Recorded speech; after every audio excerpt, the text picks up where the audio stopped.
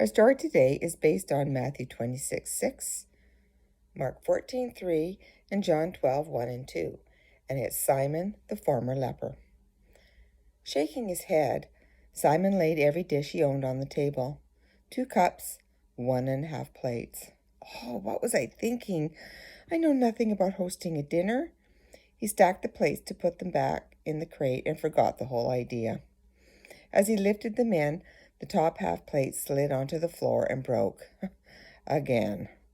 Down to 1 plate. He gathered the pieces. I meant to eat alone. But the cloud of self-pity was quickly blown away by the fact that his hands were whole again. His skin was clean, and he was living in his house and not a cave, and his desire to host a dinner party for Jesus was reignited.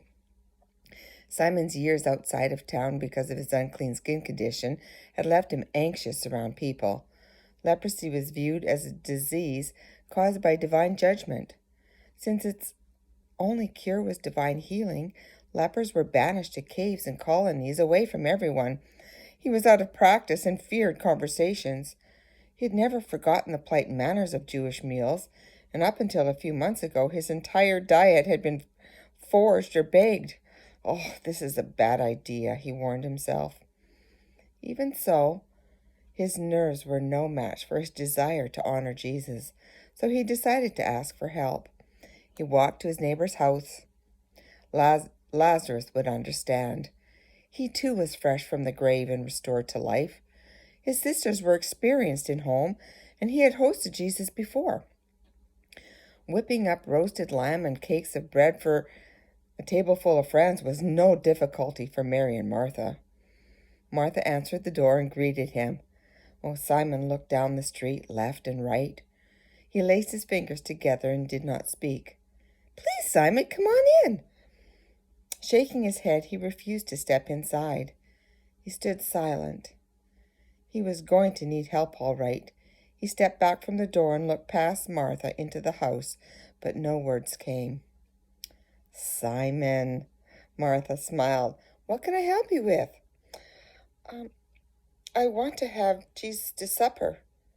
Oh, that didn't sound right. Invite him, I mean. He stumbled through his idea and finished by saying, I broke my plate. Oh, Martha understood and agreed to help. He walked home relieved. He had been reduced to asking for help again, even in his health. But this was different than begging. He was not begging for himself. This dinner was not for him. Martha arrived later with arms full of baskets and cloth. She rushed around Simon's house as if it were her own, shaking out linen, smoothing it across the low table. She told him all the preparation would be done by afternoon so she could enjoy Jesus too. Simon admired her efficiency. So much energy. She was quick with the hatchet and fire, strong for butchering, and resourceful with salt and spices. She was everything Simon was not. For a moment his own inexperience embarrassed him. But Jesus had seen him living at the edge of degrading leper caves and in terrible health. If Jesus was not put off, then Simon knew Jesus would enjoy the dinner, even if it was served on a broken and borrowed plates. Simon didn't know Jesus had only a few days left on earth, but Simon did know Jesus was worthy of honor. Jesus has changed Simon's situation, healed his body, restored him to life. In doing so, Jesus demonstrated his divine power, and Simon was compelled to honor him.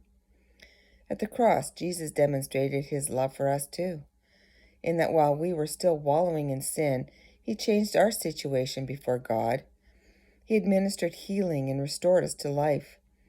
Knowing we have been rescued and loving him because of it is the root of worship.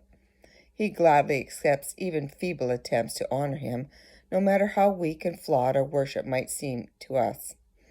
That kind of acceptance frees us to worship him without reserve.